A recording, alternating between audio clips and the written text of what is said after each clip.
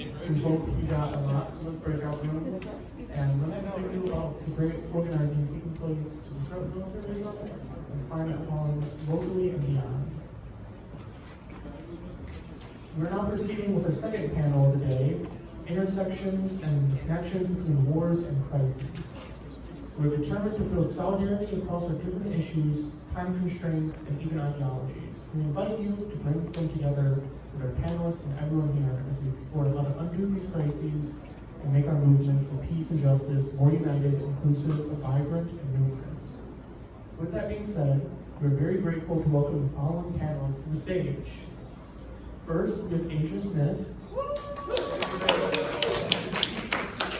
Asia is from the American Friends Service Committee and is Program Director of AFSC's Chicago Peace Building Program.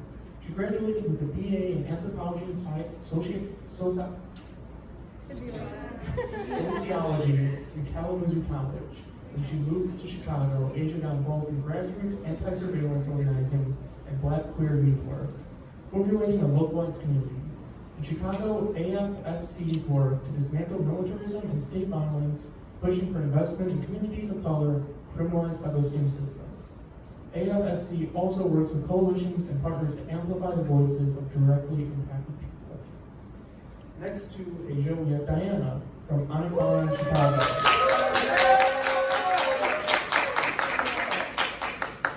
Anakbayan is a national democratic Filipino youth and student organization.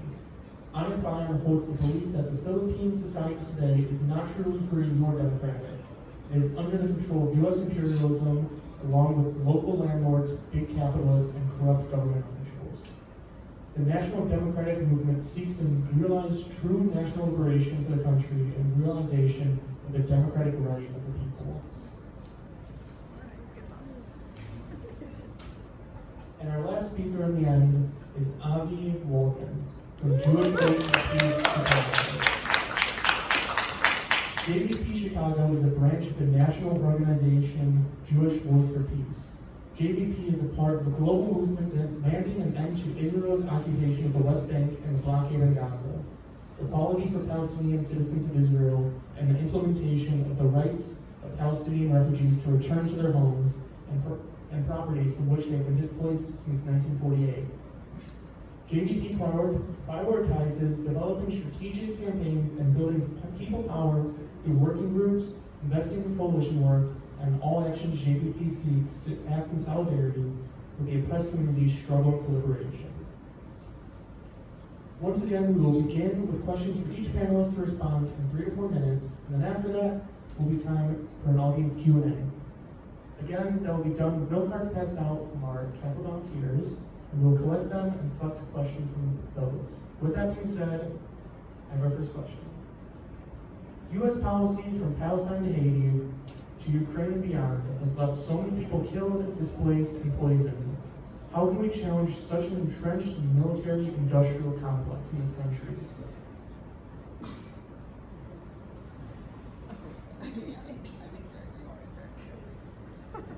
I sat in the middle, so I wouldn't have to start. But yeah, I wanted to give a little bit more context to the Philippines, because I know not everyone might know the historical context. The Philippines was colonized by Spain for over 300 years. Oh, is there? Okay, cool. And when the U.S. came in the late 1800s, it actually originally came to support its little brown brother in democracy, right? So they supported the Philippine Revolution against Spain, and they quickly turned. They said, oh, this is a great place for us to enter the Asia Pacific. There's so much resources, there are people here to exploit. We're actually gonna change our minds and take it over. And so when Spain sold so much of their land to the US after losing the war that they had with Spain, with the US, they sold the Philippines for about like $20 million. And the US began its onslaught on the Philippines itself, transforming it into a colony, which has continued today. Even though the Philippines has so-called independence, it still has about 9 military bases through a U.S. military visiting forces agreement. It is really a launching pad for U.S. war in the Asia Pacific, and also literally a stopping ground for them on their trade to all over. On Thursday, April 11th, they're actually going to have a meeting. President Marcos of the Philippines is coming to the U.S. To have a trilateral meeting with the U.S. and with Japan to, again, talk about their economic deals, but most importantly, to really think about in these strategic places of Japan and the Philippines, which are like about 100 kilometers away from Taiwan, how can they really support that ramp up or so-called protection as the U.S. is like widening its scope. So now that I gave the context, I kind of forgot the question. So, yeah. So we know that the U.S. is also creating all these alliances, right, all over the Asia Pacific, all over the world, and it's a huge military force. But it's important to remember too that our role as different organizations and as people is to create a mass movement against that. Especially since October 7th, I've seen so much people. We talk about our organizing method of focusing on the most advanced, the middle, and the backwards. We want to move people from the middle to be on our side. And so many people since October 7th who were in the middle have been convinced, right, that this is a war that we can't take a backseat to. So really focusing on the mass movement building is really important. In the early 90s, with so many bases in the Philippines itself, the Filipino people were able to actually create and build up their movement to force those bases out and to cancel the military agreements. When the U.S. First gave independence, they had signed like a 100-year agreement for the military bases to be in the Philippines. And so it was really huge to see a mass movement be able to force them out. In addition, there was also like in a huge environmental disaster that happened that forced them out as well. But yeah, so with these like different oncoming agreements and trilateral meetings and so on, it's important for us to be aware of what is currently happening, but to continue to agitate each other and like educate each other about what's happening. I talked with the folks about the nuclear deal earlier at the table, and I learned about how the current President Marcos, his father, Marcos Sr., was the president in the 80s, truly a dictator, and he was also planning a nuclear deal with a U.S. company at the time that got approved, that got passed, and later was exposed that it was actually through a bribe that was happening. So we continue to learn through each other, so I'm really grateful that to learn from folks in the room. So I know I'm over 3 minutes, so I'm going to pass it.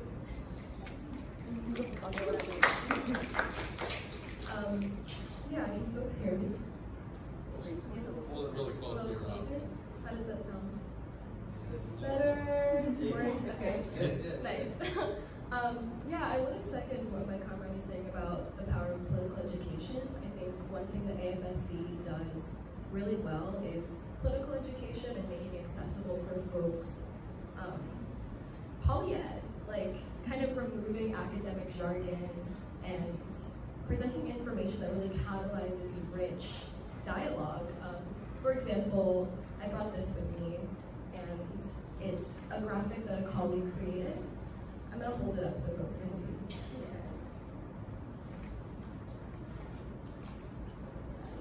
But what you can see in this visual, and we've used this in a lot of our installations that we've done, is how much we're spending in military spending. 60% of the budget is allocated towards nuclear weapons and funding this. And you can see there's other things in this chart like transportation, the interior, space exploration. This is unacceptable. This is 60%, and I think this is such a striking visual for folks to see just how much we're prioritizing, where our money's going, and how destructive that is for our environment, for us.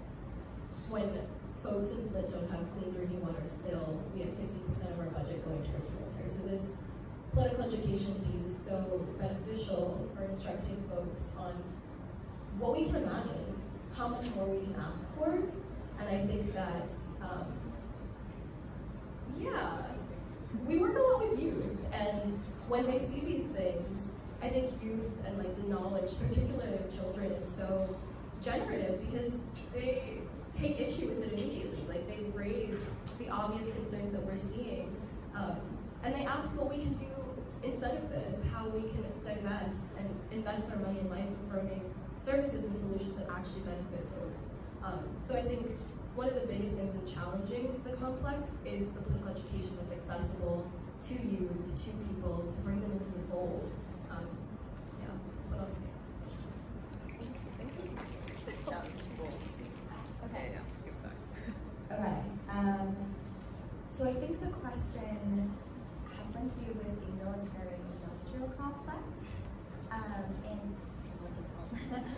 And Asia used the word divest, so I just want to pick up on that a little bit, because I think that when we're talking about how to challenge the military-industrial complex, immense economic power, financial infrastructures that are, at this point. Speak into the mic a little bit. Oh, like completely globalized. Yeah. Okay, there we go. All the there we time. go. One thing that we think about in GBP and the Palestine Solidarity Movement broadly is, of course, like boycott, divestment, and sanctions, and particularly divestment. So, divestment campaigns are, I think, like one of our most powerful weapons in challenging things like the power of weapons manufacturers, all of these industries that profit from war and other, extractive industries like fossil fuels. It's many of the same players. So one of the things that JVP is focusing on now is a campaign against Israel bonds, which are actually like Israeli debt held directly by municipalities and states in the United States, right? Public institutions that we can pressure to divest, as well as other really large institutional investors who invest capital in these companies, which often really depend on these foreign capital infusions. So pension funds, university endowments, any of these institutions that can be pressured to divest from, Raytheon, Boeing, GM, any of these sort of merchants of debt, the weapons manufacturers, the fossil fuel producers, private prisons, any of these that can be, targeted and pressured to take our money, in many cases, taxpayer dollars, out of those institutions. And I think once we start sort of like disrupting the flow of capital in that way, we'll see some additional political possibilities emerge. Yeah, I just wanted to add to that, like, as we're also directly focusing on weapons manufacturers, it's important to recognize too that, like, our legislature, right, it passes so many bills to send U.S. military aid, and that U.S. military aid, so there's billions that get sent to Israel, there are millions that get sent to the Philippines every year, but also that U.S. military aid is like our government funding, where they're actually also buying weapons from U.S. companies to then send abroad also. So it is like a cyclical, right, like connection between like our government also directly approving of like the war manufacturing and then putting the money back into these corporations themselves. So it is we have really big enemies but, that we're up against. Thank you all for your first answer to the first question. With that being said, our second question for the panel is how can we build solidarity between anti-war, social justice, and climate justice movements to address interlocking causes of oppression and division?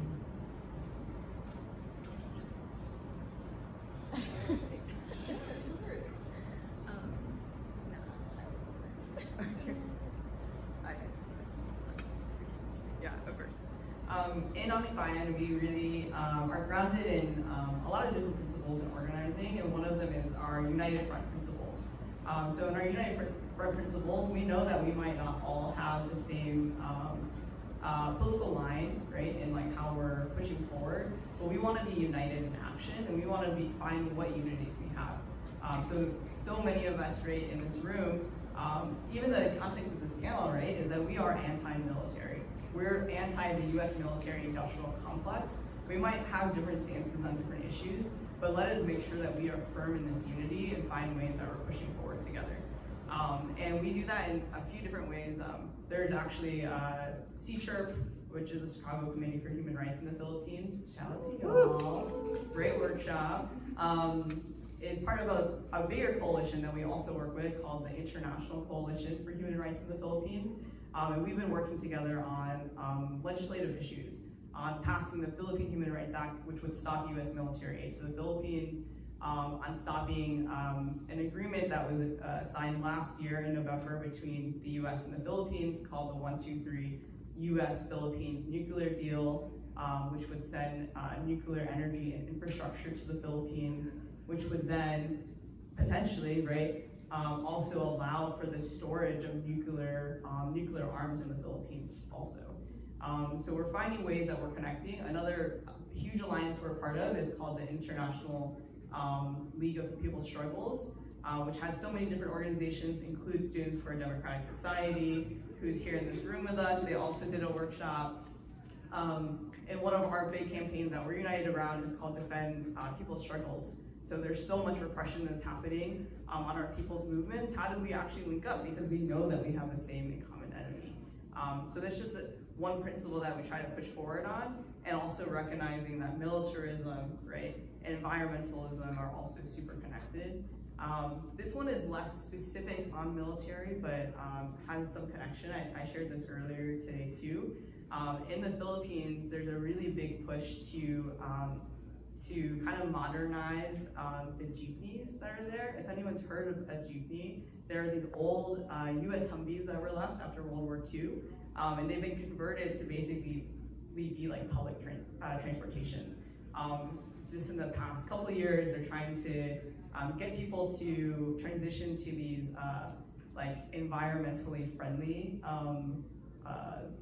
new jeepneys, which is awesome, right? But they're telling the workers who own these jeepneys that they have to transition, and to do that, they have to buy 10 vehicles, 10 of these new vehicles, which cost like millions and millions of pesos. And so all of these workers are not able to actually be part of this transition, and they're going to be left jobless as they push for this like more environmentally friendly thing, right?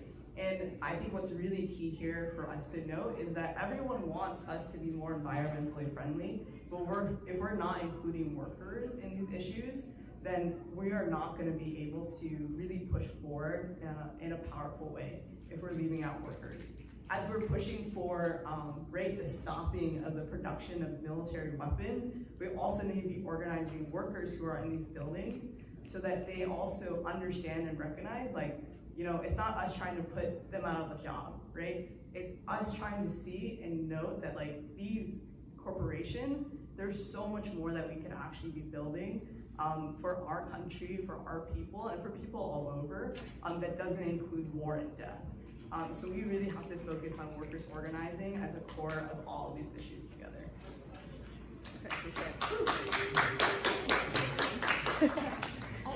I can like directly jump off what Diana just said. So I think there's like a cynical way to look at this, which is that we share the same enemies, and these are very powerful governments, multinational corporations, again, corporations like GM or Raytheon or Lockheed Martin. But there's, I think, also a more optimistic way to look at it, which I think you touched on, which is that by strengthening any of these sort of interlocking movements, we strengthen them all. So one example that we think about is the way that empowering the labor movement, particularly in the US, but also internationally, has enabled action like blockades of ships transporting weapons, workers at ports refusing to transport weapons bound for Israel. So strengthening labor strengthens the anti-war movement, which is also a win for climate justice, because we know that war is just a climate disaster. We also know that the Israeli government is granting permits for gas exploration off the coast of Gaza. So we know that one of the objectives of that genocidal campaign is also access to those fossil fuel resources. And we know sort of that every bomb dropped on Gaza is contributing to sort of poisoning the atmosphere, poisoning the earth for all of us. And so, strengthening workers, as you said, strengthens the anti-war movement, strengthens the climate movement.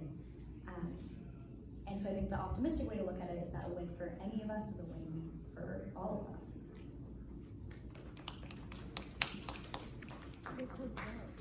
Yeah, I just want to second what my comrades are saying about about the interrelations of the work. And I think particularly what AFSC does really well is the connectivity that we have in the United States. So AFSC is a huge organization, and I think a lot of nonprofits have their complications. I think the industrial complex is very real, and I'm sure we can all attest to that. And I think at the same time, AFSC has had a history and a current context of really grounding themselves in root cause solutions. So our comrades in the South do food sovereignty work, where they tend to the land and try to uphold indigenous practices when farming, because a lot of the nuclear tests have happened in Arizona where they're at, and that it's poisoned the water, it's caused birth defects, generations of issues. So they're trying to tie their work to how can they rebuild and sustain the environment while also contesting the police in Arizona and APD and all the things that they are doing to ally these corporations who are poisoning the water. Where we come in Chicago is hosting political education events that tie that work together. How is the work that we're doing to contest CPD tied to their work to contest APD? And I think, to me, what's so beneficial about centering the environment within our hyper-local work is that people have vested interest in their well-being, and they know that a lot of these corporations that are poisoning water, doing all of these things, are directly tied to the military-industrial complex that we have. CPD has been very, very adamant about protecting and supporting Brian Gaynor, who is a CEO of a corporation that has basically blanketed Little Village and a lot of poisonous gases and things. So I think where AFSC comes in is making sure that people understand the connectivity of these things, because they already know what's going on, they can see it for themselves. But how do we together understand what's happening in Arizona affects us here, things like that. So yeah, I definitely think that I really appreciate your point about worker solidarity as well, because one thing that we are trying to figure out is how to bring workers into the movement. They're already protesting, but I think in terms of having a political ideology that is shared can be difficult. Like, people have to work. So how are we showing up for them? How are we engaging in mutual aid efforts as an org with resources to make sure that people's families are fed so they can come to this, they can come to these things? I think prioritizing that is definitely the forefront and something that we're trying to do sustainably. Thank you all again for your answers. Okay, we'll do one last question before we get to the audience questions.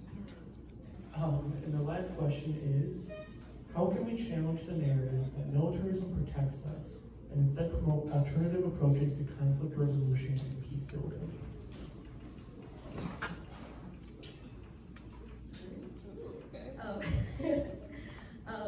And apologies, y'all, like, I really don't love public speaking, but I really appreciate this question. And I wrote some notes, so I'm just gonna read from that. But I think first, challenging what national security even means. Security for who, to me, is the question. When I got to Chicago, I started doing anti-surveillance abolition work with the Stop ShotSpotter campaign. If folks know about that campaign, we got a huge win recently.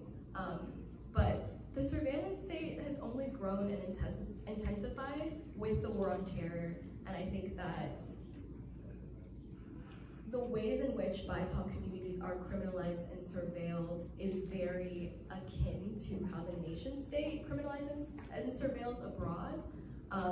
So I think that ultimately militarism and all the things it upholds is that there's a looming threat and that we need a huge militarized force to challenge that threat. But what does that mean when we are the threat internally? What does that look like for us? How can we be safe in bodies that are marked here and abroad?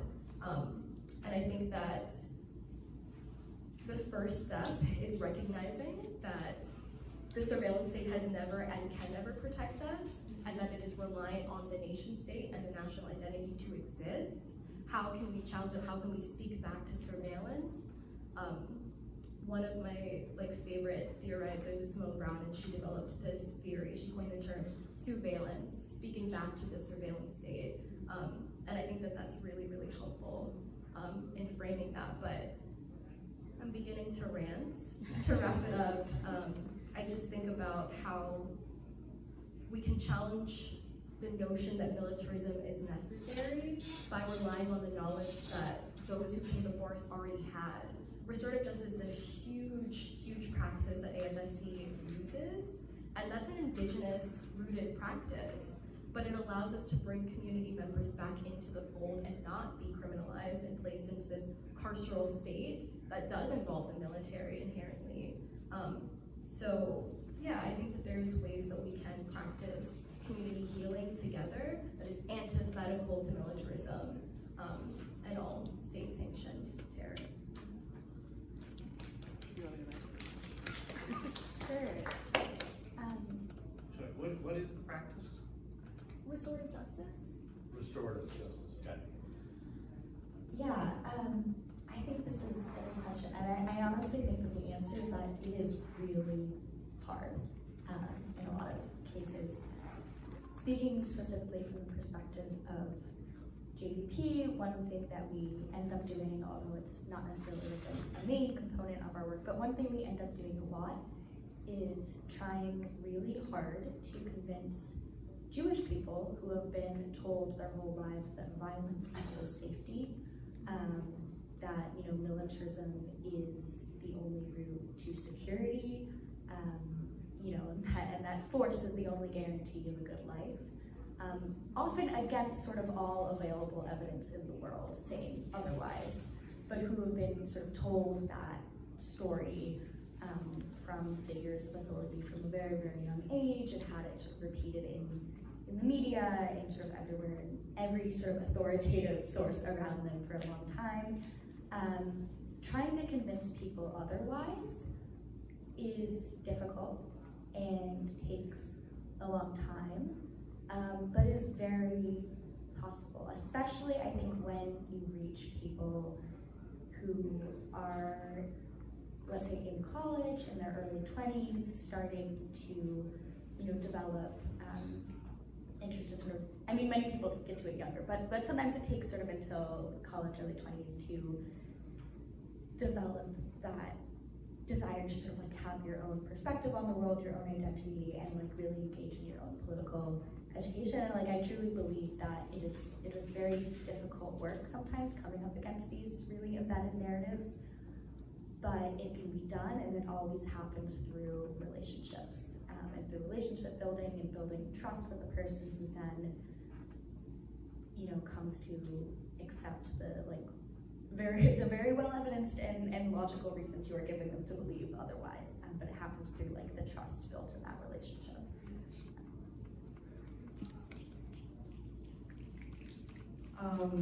Yeah, the question on like military protection is actually a really big one that comes up in the Philippines also. Right now, the West Philippine Sea is an area that's highly contested between many different nations, including China and the Philippines itself. China is, constantly encroaching into an area that's seen as sovereign Philippine seas, where Filipino fishermen and others, also including others from Vietnam and all over, are allowed to fish.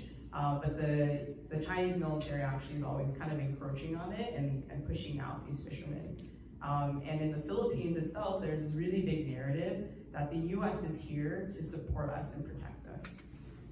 But also reports are coming out very recently that in this kind of battle over the West Philippine Sea, with the inclusion of the US itself, that the US is also making plans, and they're specifically sending and kind of orchestrating which Philippine ships go where, so that there's a heightened sense of conflict.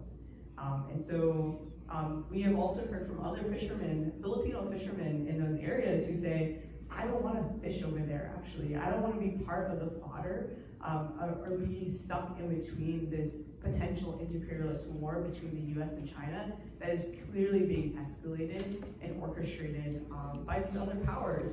I'm literally just trying to fish and feed my family. And this fisherman himself, he actually ended up taking a job with a US fishing company off the coast of the Pacific Northwest. where they didn't really catch, it was a bad catch this year. And so the company docked all the fishermen and then didn't give them any way to get home. So a current struggle that Anik Mayan and some of our other chapters are engaged in that area is actually really supporting these workers and calling out the wage theft, calling out the issues with this US company, but also the fact that the Philippine government itself is ignoring their pleas for help. When the Philippine government itself has also millions of dollars set aside to support Filipino workers who are sent abroad. But the key thing is, he said, you know, the US military, the Philippine military in the sea is not going to protect us, and they're not looking to protect us at all. In fact, as you were talking about like a surveillance state, the Philippine police and as well as the armed forces of the Philippines are often really surveilling the people and the community organizations that are trying to fight for change. And in the workshop earlier, I talked a lot about a indigenous group called the Lumon in the southern part of the islands who, I think it was around 2016 is when they built their first independent school, a school to really support their young people in learning how to read and write, because the mining companies would often come in and they would have the elders sign on pieces of paper for cans of tuna, and they didn't know they were signing away their land. Those schools have been internationally recognized actually, and then in around like 2000 or so, they were shut down by the entire Philippine Department of Education, saying they actually didn't meet standards. It's like, this school has been celebrated for years, and now you're saying it actually isn't meeting standards.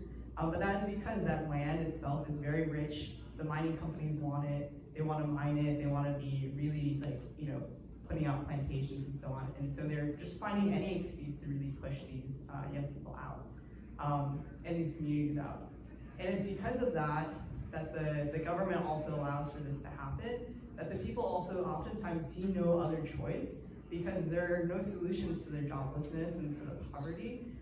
But in the Philippines itself, there has been a national liberation movement that has been waging a people's war actually for over 50 years in the countryside of the Philippines. And so a lot of people who see that there's no answers through the government, there's no answers through the military that's supposed to protect them, they end up actually joining this People's Army. In the Philippines, it's called the New People's Army. And there, the New People's Army members are actually really key to building relationships. They support the other farmers and peasants in production work, in farming. They're also teachers, they're doctors, and they're really providing the people the services that they've been demanding from the government and when they've been so neglected. So I think it's really important for us to recognize that we need to take a stand against militarism and like who are the forces behind this militarism, and also recognize that there is value when people are standing up, even in a militaristic way, to support the people who are being the most exploited. Because someone was telling me the quote that's from, I forgot who the person is also, sorry, it's so bad. But like, how can you really negotiate with someone who has no conscience, right? And so we have to find, or people do find different ways to take a stand, oftentimes by any means possible, to be able to protect the communities and grow their strength, and to protect what has already been theirs, and so they can nurture and protect the environment too.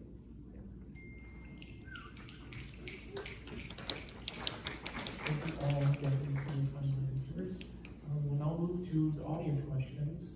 So please have our CAPA volunteer collect the note cards.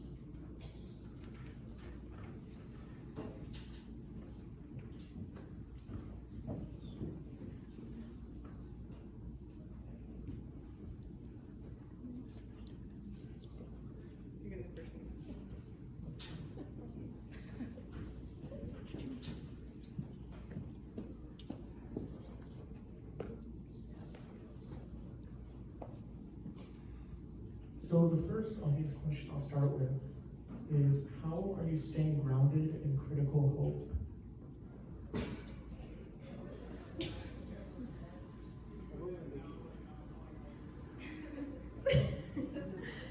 I can start.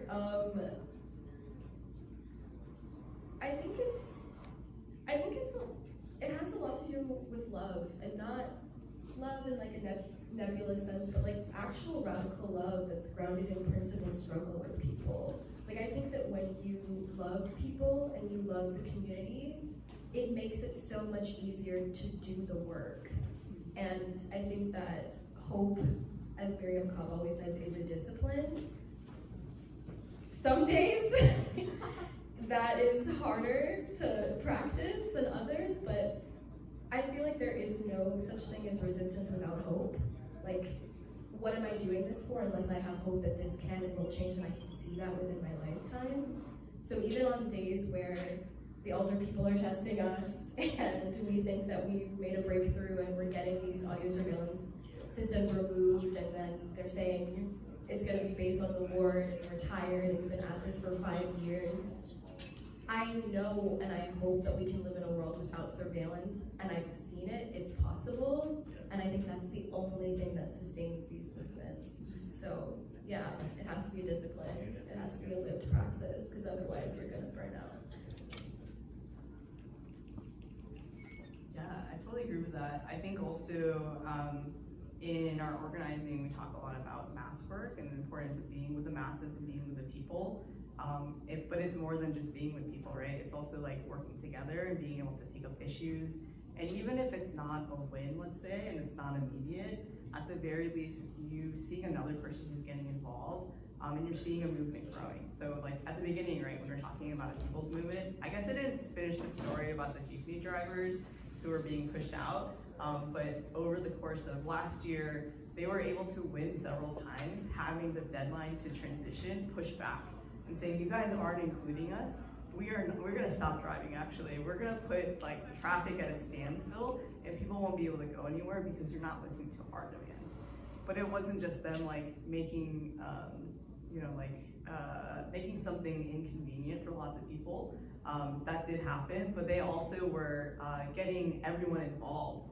Like it was the students, other workers, people all over who were like, oh, we're gonna join your strike actually. And like, it's okay if we can't make it to work this day. It's okay if we have to find different ways of transportation. We fully support this because this is gonna impact us too. Like recently I heard in some areas where they've had this like transition already, the price of the jeepney has gone up from 15 pesos to 40 pesos. So your transportation could be like a third of your wage, essentially, which is huge. And so they're like, okay, this actually impacts all of us, so let's continue to take a stand. And so they have pushed back that transition, like every 3 months they're like, you're still not listening to us? Okay, we're gonna go on strike again. So it has continued, it has put a lot of pressure on the government to be like, okay, actually we can't just, put the money in the pockets of the people who actually are able to, like the billionaires and millionaires. We actually really do have to think about the working class. But like, they're not gonna do that willingly, so we have to continue growing our movement. And I think that keeps me really grounded to just see that constantly happening and know that, right, like I'm a part of that and we can all be part of that too.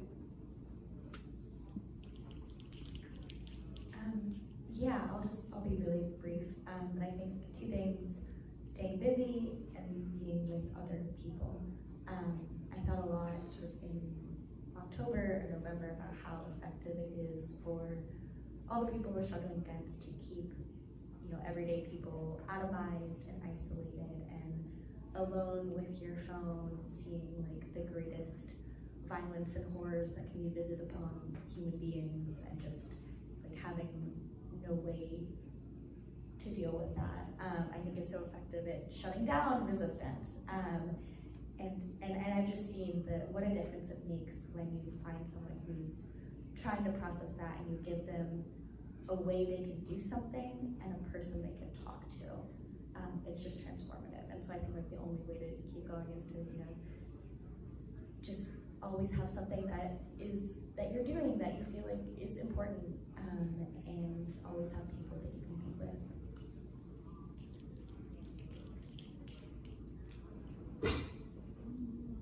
Thank you, and we have one last question. It's a bit of a convoluted question, but I'll try to simplify it. With climate disruption and the threat of nuclear war being a constant existential threat resulting in global suicide, how can our movements collaborate and elevate this issue with the next election cycle and the future of militarism.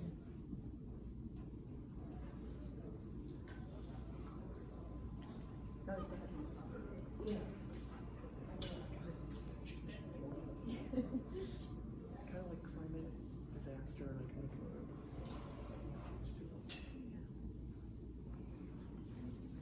I'm not ready. I don't think either.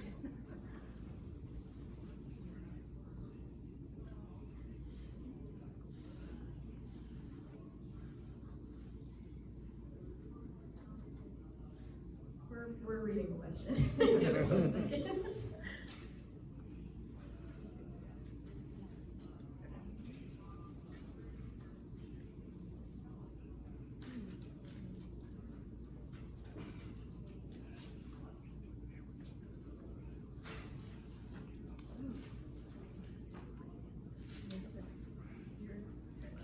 I got a brief answer. Yeah. Okay. Yeah, For a brief answer, we can only respond to one part of this, but in terms of the threat of nuclear warfare, always keeping an eye on the potential for regional escalation, like we just saw with the strike on the Iranian embassy in Damascus, keeping an eye on the potential for the U.S. to be drawn into an escalating regional war, and being like in the streets, insisting with our government that we will not support another Iraq. That we cannot escalate these conflicts, like you were saying, with this sort of like gamesmanship with China and the South Pacific. Like we simply cannot, we can't be doing this. Not now. We cannot tolerate the risk of escalation.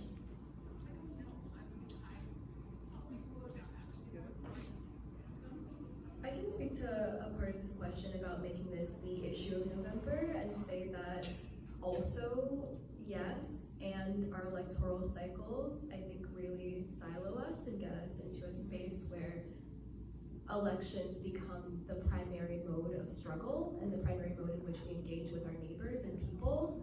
I really want to contest that because I think that this work extends far beyond the elections. This is potentially and might be lifelong work for all of us. How do we move out of a frame of electoral politics cycles and into a frame of sustainable movement building that is not reactionary and beholden to elections? That is my biggest thing. That's what I'll say. In reading the full question too, around like climate disruption and also nuclear war, I think so much of it speaks to like us going back to the interrelatedness.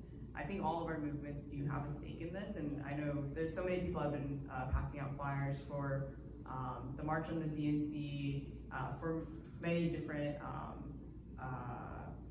different marches for when the DNC comes, that are, even if like some of them have slightly different platforms, we're actually all converging around the same issues, which is that the people's movement is not being listened to.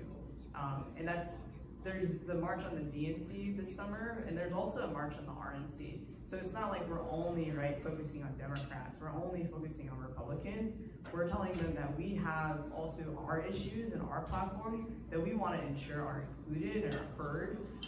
And you're not just going to hear about it, right? Like, you're not just going to see us take this to war at the ballot box. It's going to continue even afterward. So whoever wrote this question, I would love to talk more also of like, what are your thoughts and what does this look like? Because also, we can't continue to push for change if we're not doing it together too. So I feel very grateful to be on this panel with the two of you as well. Yeah.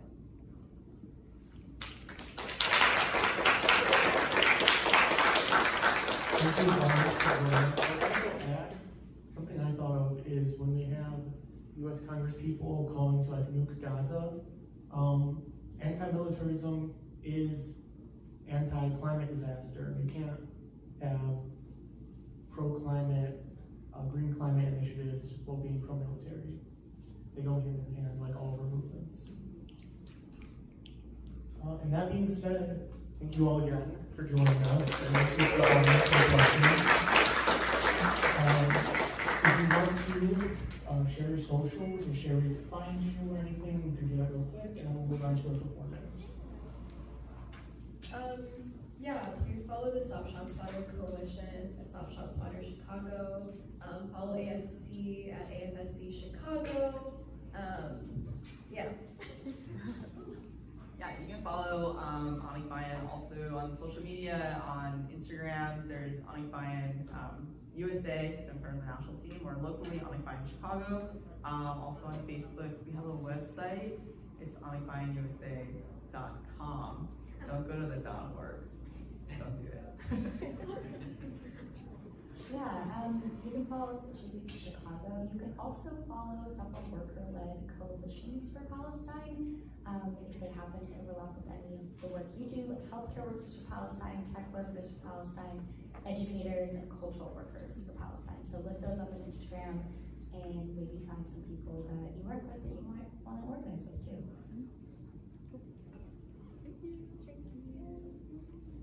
Thank you all so much.